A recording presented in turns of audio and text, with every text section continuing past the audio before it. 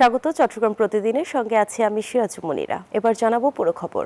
New Mooring terminal সহ চট্টগ্রাম বন্দরের কোনো স্থাপনা বিদেশিদের কাছে ইজারা না দেওয়ার দাবিতে চট্টগ্রাম বন্দর অভিমুখে লাল পতাকা মিছিল করেছে শ্রমিক কর্মচারী ঐক্য পরিষদ।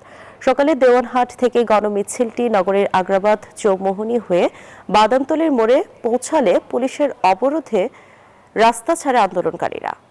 পুলিশের অনুরোধে রাস্তা ছাড়া আন্দোলনকারীরা। এ সময় শ্রমিক নেতারা বলেন, বন্দরের স্থাপনা বিদেশিদের হাতে দেওয়ার পায়তারা বন্ধ না করলে আরো কঠোর কর্মসূচি দেওয়ার হুঁশিয়ারি দেন তারা। একই দাবিতে এর আগেও নানা কর্মসূচি পালন করেন তারা। এবারের ভোট কঠিন হবে, একটি অদৃশ্য শক্তির বিরুদ্ধে লড়তে হবে, এমন মন্তব্য করেছেন বিএনপির যুগ্ম মহাসচিব শহীদ উদ্দিন চৌধুরী অ্যানি।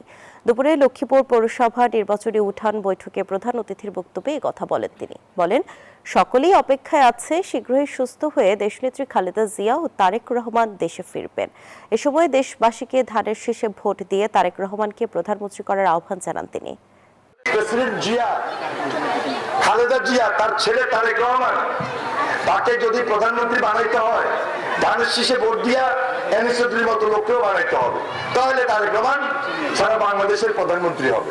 আড়তদারদের কাছে নেই ক্রয় ভাউচার, ফোনে দাম ঠিক করেন আমদানিকারকরা। চট্টগ্রামের খাতুনগঞ্জে পেঁয়াজ নিয়ে এমন কারসাজি দেখতে পেয়েছে ভোক্তা অধিকার সংরক্ষণ অধিদপ্তর। বুধবার সেখানে অভিযান চালানো হয়। কারসাজির প্রমাণ পেয়ে বেশ কয়েকজন আড়তদারকে জরিমানা করা হয়।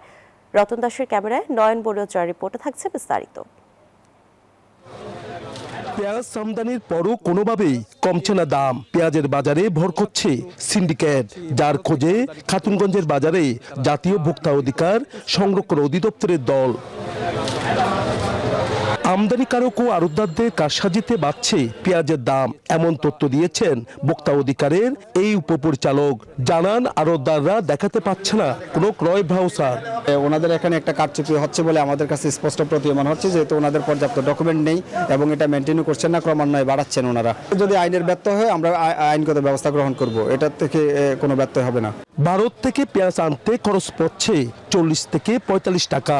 সে পেঁয়াজ চট্টগ্রামের বড় পাইকারি বাজার খাতুনগঞ্জে বিক্রি হচ্ছে 115 থেকে 117 টাকা কেজি দরে।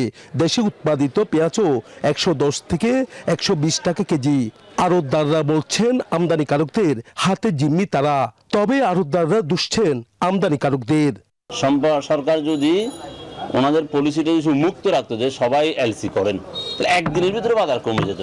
এখন আমার প্রশ্ন, এলসি দিয়ে লাভটা কি হলো? যদি 120 টাকা যদি ইন্ডিয়ান পেঁয়াজ আমার বিক্রি করতে হয়। চড়া দামে চিড়ে চ্যাপ্টা ভোক্তাদের দাবি, বাজারে দরকার নিয়মিত তদারকি। নয়ন বড়ুয়া জয়, নিউজ 24, চট্টগ্রাম। জাতীয় সংসদ নির্বাচন সবাই চায়, কিন্তু নির্বাচন নিয়ে শঙ্কা এখনো দূর হচ্ছে না, এমন মন্তব্য করেছেন সিপিডির ফেলো ডক্টর দেবপ্রিয় ভট্টাচার্য। বুধবার সকালে চট্টগ্রামে নাগরিক প্ল্যাটফর্মের প্রাক নির্বাচনী উদ্যোগ ও আঞ্চলিক পরামর্শ সভায় এসব কথা বলেন তিনি। বলেন, রাজনৈতিক দলের অভ্যন্তরে কোনো সংস্কার হয়নি, পাওয়া যায়নি উপদেষ্টাদের সম্পত্তির হিসাব। জানান, নির্বাচনের পক্ষের শক্তি আরও শক্তিশালী হচ্ছে, তবে সক্ষমতা ও নির্বাচন নিয়ে শঙ্কা কাটছে না।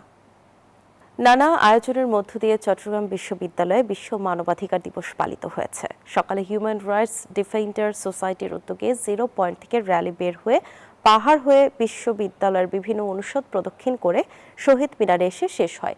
এরপর সেখানে একটি আলোচনা সভা অনুষ্ঠিত হয়।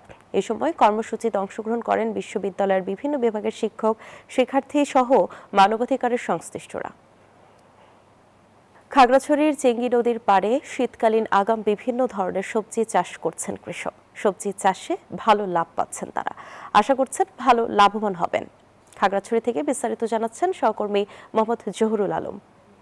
খাগড়াছড়ি সদরের চেঙ্গি নদীর পাড়ে এখানে কৃষক কামাল উদ্দিন, উনি দীর্ঘদিন ধরে এখানে বিভিন্ন শাকসবজি ফলন করে আসছে। শীতের আগাম সবজি হিসেবে উনি এখানে লাগিয়েছেন। এখানে আপনার আমি যেখানে এসেছি চেঙ্গি নদীর পাড়ে ওনার সবজি খেতে, এখানে সিম গাছ, বেগুন, লাউ থেকে শুরু করে এখানে ফুলকপি, বাঁধাকপি, মিশ্র সবজির বাগান উনি করেছেন এখানে।